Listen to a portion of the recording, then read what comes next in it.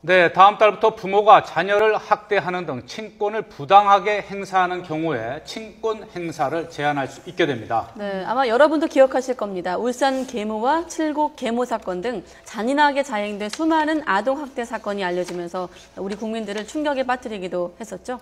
네.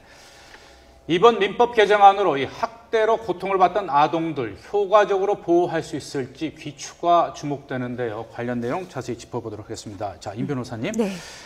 이번에 이제 법제처가 민법 개정안을 내놓았는데 네. 친권 상실이라는 게 과거에도 민법에는 있었지 않았습니까? 근데 이번 개정안을 통해서 실질적으로 이 친권을 어떻게 제한한다는 겁니까?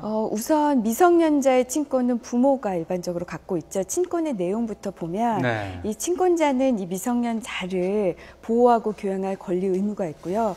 아이가 어디에서 살 수 있도록 어디에서 살지 그 거소를 지정할 권한도 있습니다. 징계할 권한도 있고요. 그 외에 그 아이의 재산을 관리하거나 대리할 권한도 있습니다. 이런 친권을 기존에는 아예 상실시키거나 아니면 그중에서 이 재산 관리권과 대리권을 상실한 이 두 가지 경우만 있었습니다. 근데 이번에 이 개정안이 시행이 되면 그 외에 더 이 친권을 제한할 수 있는 범위가 더 넓어지는데요. 예를 들면 친권을 앞서 설명드렸듯이 일시적으로만 제한하는 방법이 있고요. 아니면 그 친권의 내용 중에서 뭐 거소지정권이나 징계권만 이렇게 특정을 해서 일부만 제한하는, 그러니까 친권을 제한하는 방법이 예전에는 상실만 있었다면 지금은 시간적으로 일시적인 제한, 일시적인 정지 아니면은 부분적으로 일부 제한 이런 식으로 친권을 제한하는 방법이 좀 더 많아졌습니다. 예전보다 물리적으로 좀 확장되고 진전된 개념인 것 같긴 합니다만 또 비판적인 시각에서 보면 이게 지금 보면 최장 2년이거든요. 네. 좀 짧지 않나 이런 얘기도 있어요, 사실. 일시정지, 최장 2년 이내로 일시정지인데요. 이게 사안에 따라서 1회에 걸쳐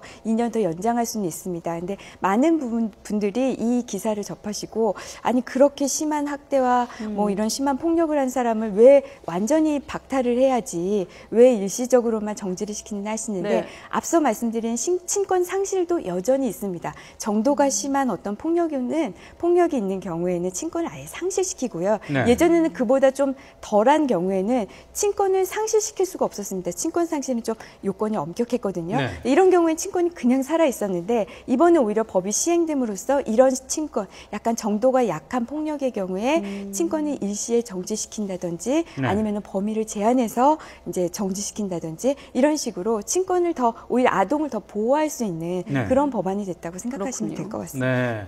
자, 그렇다면 이 법이 시행되면 지금 이제 네티즌들이라든지 많은 사람들이 뭐 2년, 뭐 길게는 4년까지 뭐 제한했다 하더라도 다시 그 기한이 지난 뒤에는 또다시 그 자기 자식들을 학대할 것 아니냐 이런 우려가 있었는데 그럼 국가가 아예 친권 상실까지 시킬 수 있단 말씀인가요?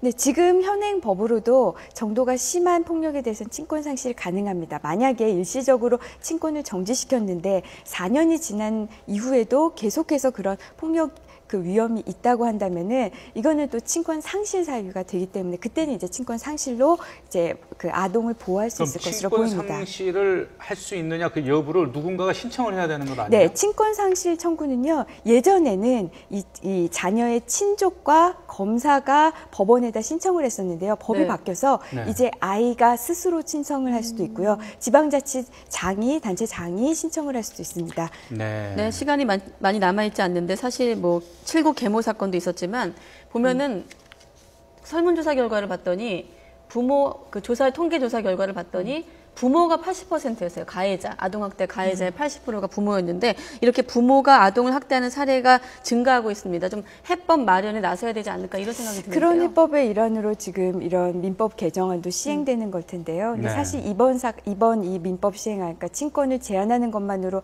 아동폭력이 얼마나 근절될 수 있을지는 저 개인적으로 좀 의구심이 갔습니다. 다른 법안, 뭐 아동학대 특례법이라든지 이런 법안을 좀 더 그 강화를 해서 보통 이런 법안들이 가해자 처벌에 좀 중점을 두고 있지 이게 어떤 재학대 방지를 좀 위한 거는 조금 부족하거든요. 그래서 좀 그런 관련 법안들이 다시 정비돼야 될 것 같습니다. 네, 맞습니다. 뭐 처벌도 중요하지만 그것보다는 예방하고 보호하는 또 방안도 마련이 돼야 되겠습니다.